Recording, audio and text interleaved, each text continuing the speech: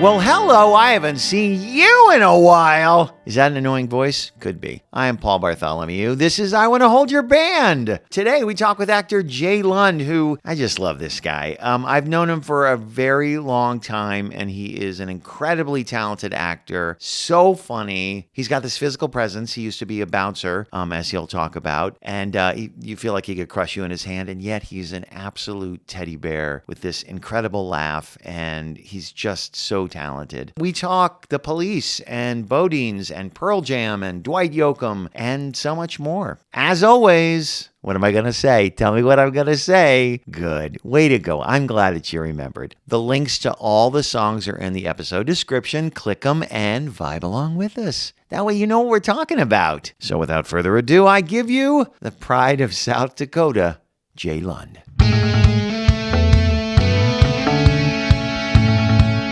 What's the first album, song, or artist that you remember coming into your life? I have two things that came to mind when you said that, because my parents got me into Elvis, because when I was always entertaining as a kid, I was always doing stuff. So my parents thought, well, maybe he should impersonate Elvis. And they got me a record of Elvis Presley. What age? 6 or 7. Shut up. Wait, Yeah. and had you been like, you kind of led them to that? They're like, he likes to do things in front of people, so let's give him I would do shows for my parents. I'm like, hey, I've been working on a show in the basement. I'm ready to perform my show. And I would get up and perform the show, whatever it was. And it would be an impression of, some actor on a sitcom or something. And I would just do something. And they're like, all right. They didn't know what to do. My parents were not in the arts. They're at not all. show people. Not show people. And so they were like, we don't know what to do. So I don't know, give him an album. Maybe he'll do an impression of Elvis. I listened to it on repeat. I just kept playing that record. Like I was searching for what did my parents want from this, because it wasn't like, so I'm trying to sing it, I'm trying to get it down, but it was pushed on me. Do you know what I mean? It was like, I don't know. It didn't Elvis. I love Elvis, and don't get me wrong, I love Elvis Presley, but it wasn't. You're not a big fan. I get it, but I don't listen to Elvis. From that moment, I never bought another Elvis record. That's so interesting. Wait, and so did you felt the weight of kind of them putting that on you? Mm-hmm. Do you think they wanted you to be their show pony? I think they were winging it. They didn't know what to do with this, and they just were throwing stuff at me. They bought me a ventriloquist, dummy. You know what I mean?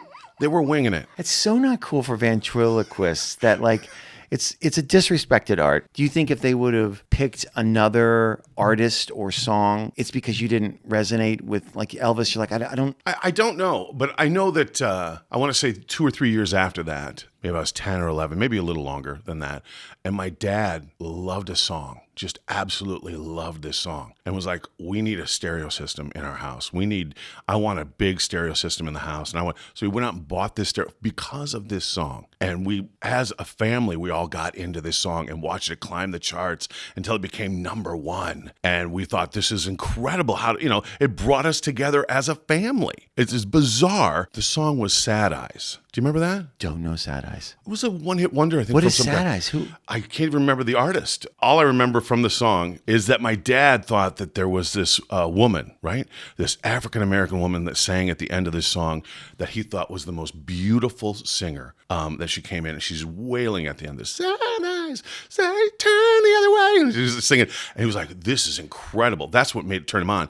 He saw the video, and it was the guy who was singing the whole time. He was doing falsetto at the end. It was him, and that threw him all off. Oh my God! He just, in his eyes, it would changed everything. And he had already gotten the system, bought the system. Yeah. We were already watched it go to #1. Once we saw it hit #1, that's when you could see the music video of it, and my dad was crushed. Really? Isn't that wild? The picture in his head of it was so much more amazing. Romantic, and probably this idea, And this woman coming out and just belting at the end, and he was like, oh, this is a perfect song. And it just wasn't perfect. He still liked the song, but it wasn't perfect anymore. Let's take a moment. I want to listen to Sad Eyes and see if you remember it at all. That is a great song. Isn't it amazing? I mean, it was a one hit kind of coming I don't think anybody. I haven't heard it since you played it right there. I don't think I've heard it for 25, 30 years. Robert John is the artist. I don't see it sometime in the 70s. I don't see what the date is. That's a great. The harmonies are great. So when he wails at the end, Yeah. I think my dad knew that was a guy singing because it was during the Bee Gees, during that right, right. So you knew that. They had that. You knew that guy was. But then when he's wailing, it's like there's no way he could get that high, and just like it's pretty incredible. Anyway, that song brought our family together. True story. Let's talk about, you put them as your favorite artist and one of your favorite albums. And I don't hold everybody to the order necessarily, but you put both of them as number one, and that's Police. That's right. That could have been my first album. No, I don't think it was, but it was. The album's from 1978, the one that you put, which is... Outlandish D'Amour, yes. It's their first one, and Roxanne did not become a hit right away. So they made a second album. It did well enough to make another album. So they made another album, and that became their breakout album. Was that Synchronicity? No, it was before. It was, I'm not going to remember the name. Okay, that's okay. But then when that became a big hit, then Roxanne, people started listening to Roxanne. Oh, and that's when Roxanne blew up, but it didn't catch on. The album didn't catch on, even though I think it is probably from start to finish, probably one of the best albums I've ever heard. Really? Oh, absolutely. And did you come to it, were you part of the loop back, or had you discovered it before kind of everyone else did? Oh, that's a great question, because I know when I discovered it, it was friends telling me, dude, do you know the Police? And I was like, no, I don't know. Oh, dude, you gotta get Outlandish D'Amour, dude. And I would go, all right, I'll check it out. So I can't even tell you if it was before or after. There are songs that just get me to, like you talk about, songs bringing you to a place in your time or whatever. I loved that time of my life, 7th, 8th, 9th grade, you could get away with so much, being crazy or whatever. But it brings me back to that, I'm so lonely. So lonely. And then he goes at the end and he just says it lonely, over and over and over. Yeah. Okay, so we're going to listen to So Lonely. We've got it pulled up. All right. This is from the Police album, Outlandish D'Amour, 1978. Here we go. That could literally be one of my favorite Police songs. That's a great song. Oh, you should listen to the whole album. I started that first song, Next to You. Oh, yeah. So good. Yes. That's a great album. I'm very excited about finding that. So let's talk about one of your favorite artists, Pearl Jam, and one of your favorite songs, Black, on the album 10. 1991. Tell me about 1991, yes. I was in New York when I discovered Pearl Jam. And a few years after that, I want to say 96, somewhere around there, I started working at a strip club.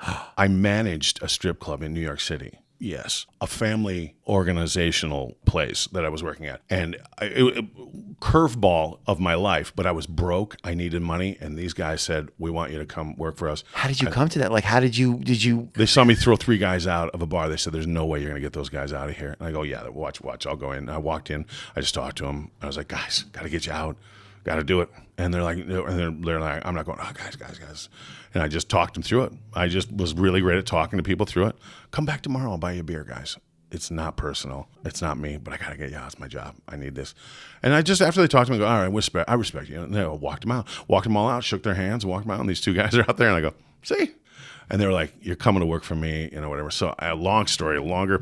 I'm working there, and you feel that you're doing this for the money. That is so ugly. That line of work is so awful that, and I'm not knocking it for people. Let me just say this. Anybody who wants to dance or whatever, I say do it. I support it, but I'm talking about me as a manager of this, making money off of this made me feel ugly, and there's, of course, you got to deal with drugs. So intense. I bet it was horrific. It's horrific. And so, I would get really stressed out. Like if women were going in the back room to try and do other things I cannot do, and I'd have to catch them doing this and say, get out.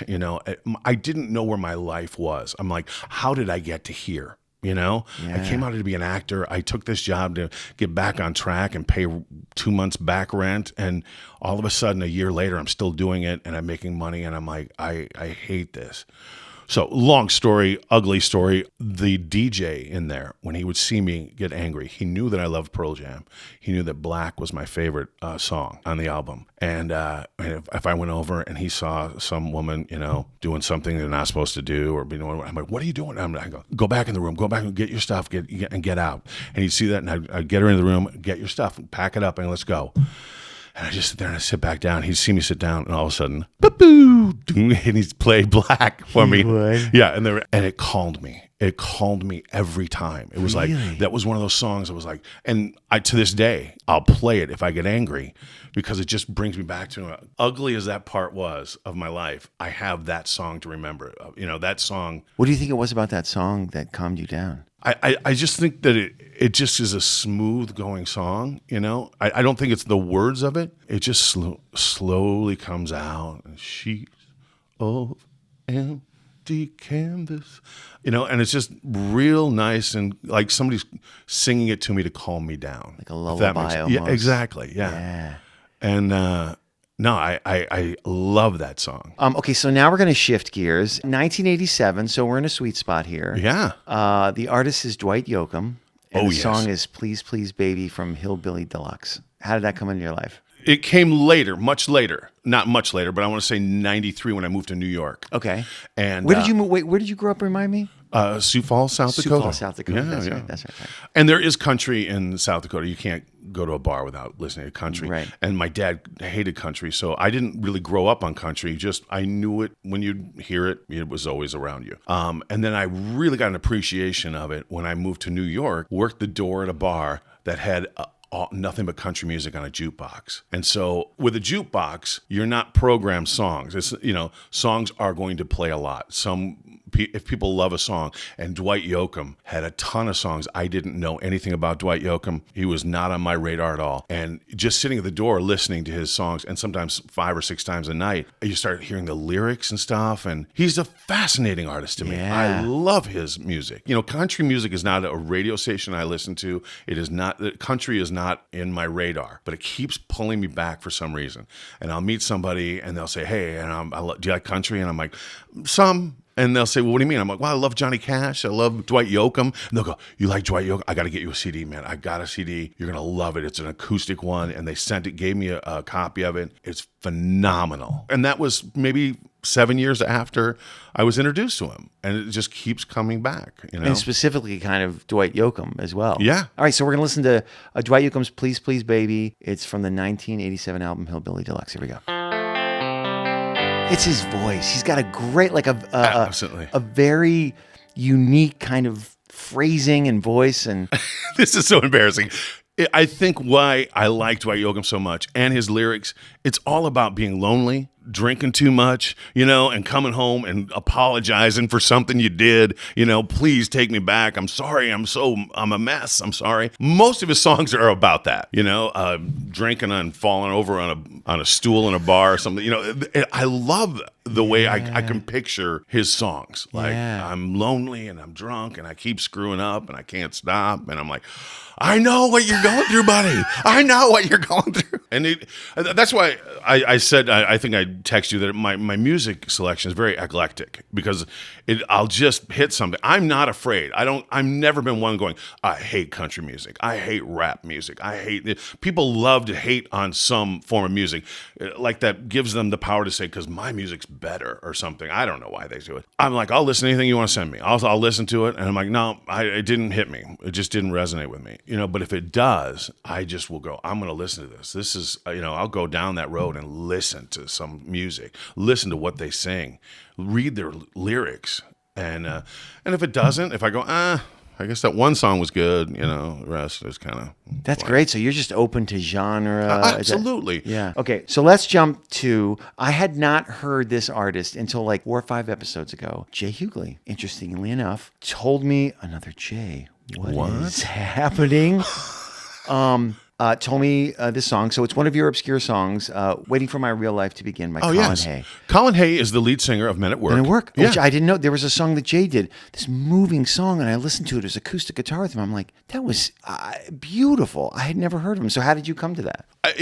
Somebody had. I was playing poker with a bunch of guys, and I had mentioned that I loved Men at Work. I thought that was one of the early album that I bought. Eighth, ninth grade. Men at Work was one of them. That cover, the yellow with. Yeah. I brought it up at a poker game playing, and some guy goes, he's got an acoustic album out now. And I go, are you serious? And he goes, yeah, I got a copy. I'll burn you a copy. And sent me one. And I was like, oh, thanks, man. This is probably going back 12, 15 years. And that was the first song I listened to. I think it was the first song was Waiting for My Real Life to Begin. And I'm like, being an actor out here, and you're just like, I know right around the corner, my life is going to just skyrocket. Yeah. I think every actor feels that way. 100%. At least for the first few years that you're out here, you're like, it's just around the corner. And right when you're just like been out here 10 years and you're like, maybe, all right, let me adjust it. Maybe it'll be this or whatever. And this song came on like, hey, I'm waiting for my real life to begin. And I'm like, oh my God, that spoke to me so loudly. I cannot believe that song. At the time that I heard it, I felt he wrote it for me,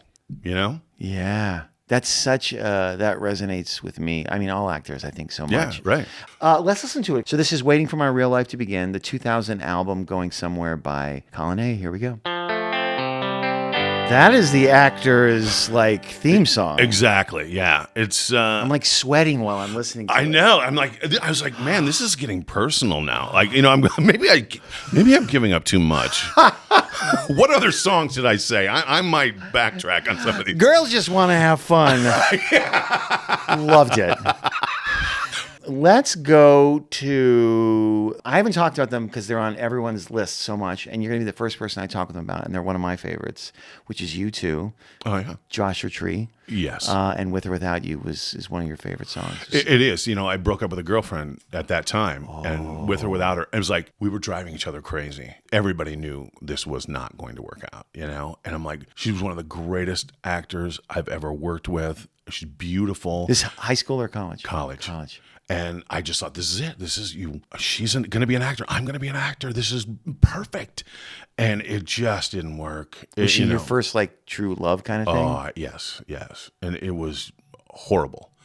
And I just remember, I can't break up with her because that's going to be too devastating, but I can't stay with her, And when this song came out, With or Without You, I was like, I just thought that just really affected me at that time, That album for me, that was a huge album for me. Oh, yeah. Joshua Tree, and then into Rattle and Hum. Did you get Rattle? I loved Rattle and Hum. You have to respect the fact of what they were doing. They were going to different genres. He sang a song with B.B. King. He wrote a song with B.B. King. I mean... amazing. And that song, I don't know if you remember, because my friend Eric Nowak and I loved it. At the end, it's like, turning with or without you, oh, we'll shine like stars in the summer night. He adds this extra verse, and I'm like, what the fuck? He just added a verse. Yeah. I've met a lot of actors, or famous actors, Al Pacino, meeting him. It's like, wow, that's a big one. It did not affect me the way it does when I meet a musician. And I held the door open. I was working the door at this place, and I opened the door, and the person, I knew it was somebody big because a big Escalade pulls up, and this little guy came out. I had no idea that Bono was about 5'5". I didn't know that till you just said it. Yeah, I didn't know that. And it's got to be a big wig, so I'm getting the door open. I'm like, hello, this is Bono. And he walked in. I just couldn't say hello. How are you? I usually, yep, come on in. They're waiting for you. Yep, good to see you. Come here. I would say something or just be polite. I couldn't speak. I get so fangirly. I'm so nervous. It's amazing to me. Yeah. But actors, I don't go, oh wow, you're one of my favorite actors. I love you, and talk to him, ask him questions. I'd be interested to know. I don't know what I could say to Bono. I'm like, there's nothing I could say to you. You are in a whole different world to me. That if you can write music. I think that's what it is because you're creating and writing something that is so takes you to another dimension. Yeah. Like when you hear a song, you just feel like it's kind of a little bit of magic or something, and it's so personal to you. And that totally makes sense to me. How about, I don't know this. I always heard this band. Don't know if there's a song I know, but I don't. But it's Runaway by the Bodines. Yeah. 1986. The album is Love and Hope and Sex and Dreams. Yeah. When did you come to them? them? That was a college band, and got to see them in concert 2 or 3 times. They were a Midwest band that would travel around the Midwest, and every time they would tour, one of my friends would find out they're going to be in Omaha. We'd get in a car and we'd all drive down to Omaha or wherever they were going to be, and it was just exciting time to go. The Bodines, they even came to. I was going to college in Brookings, South Dakota, South Dakota State. We got them to come there, and they came and played, and it was storming out, and they got there, and we were just cheering them on, and they were like, I tell you guys, we almost canceled this. We were about to leave, and we are so glad we stayed for you guys. And people, crowd screaming and going nuts. Like, they did not know they were going to walk in and everybody singing along to their songs and everything.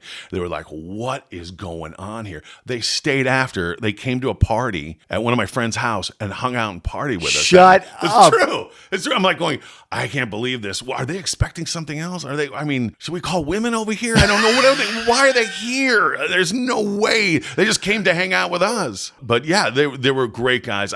Runaway, their music is just a different genre of music, a little country, maybe a little, I don't know. It's hard to explain what their music is, but it is like their hard stories that they say. This Runaway Woman, she left this guy because he was horrible to her, and that is just the story to me, kind of like, ugh. But I love it. It's haunting, but I love it. Okay, so let's listen to Runaway by the Bodines. It's from 1986, so here we go. All right. I don't know why I fell in love with this song so much, but I did. It was like, wow. It was almost like a confession or something. It was, I don't know.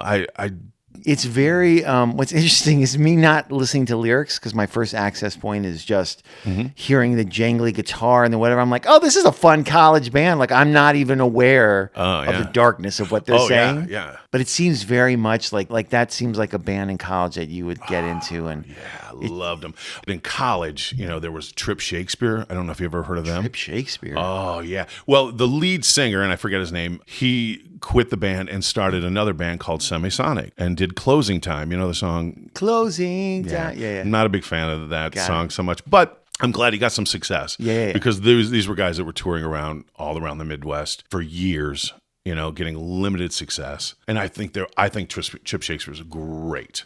What's the vibe at Trip Shakespeare? So they did a lot of falsetto stuff too. Like, man, I almost wish I would have put one down for them. Let's do it. Let's do Trip Shakespeare. Yeah, right. We jump all in, do whatever we want. There's a song that I love, and it's about kids having a day off because it's a snow day, because it snowed in. You remember the snow days? Where'd you go? I grew up in Texas. Oh, yeah. No. This was something for just the Midwest, I guess. But, you just get excited. You look up in the snow, and you get in the morning, you go, and there's like 2 feet of snow on the ground. Mitch, wake up. I wake up my brother and go, there's 2 feet of snow. I don't think we're going to school today. Run around. I'm listening to the radio. They're, and then finally they would say, all right, school's been called off. Yes. And you go out, run the snow, snowball fights and whatever. Just the piano in it, everything makes me feel like it's snowing, this music. And then he just sings about there's a blessing on the ground. Really? Yeah. What's the name of the song? I think it's called Snow Day. Okay, so we're going to listen to Trip Shakespeare. That's the group, and the song is called Snow Days. Here we go.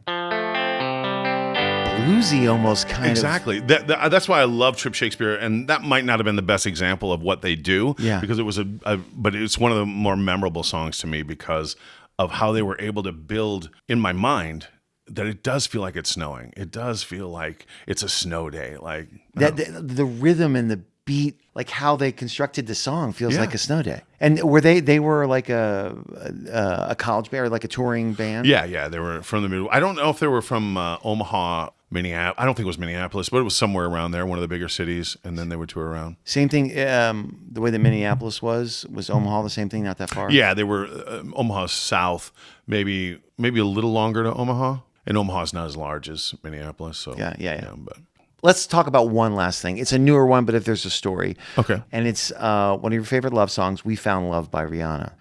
I liked it. It was fine. It was one of those songs that would come on that didn't bother me. I was like, yeah, that's a good song. But I didn't really listen to it that much until, when you get a pop-up of TikTok or Instagram or something. There was a video of these 2 Irish kids, and one kid was playing guitar, and the other kid, I'm probably about 13 or 14, and he was singing this song.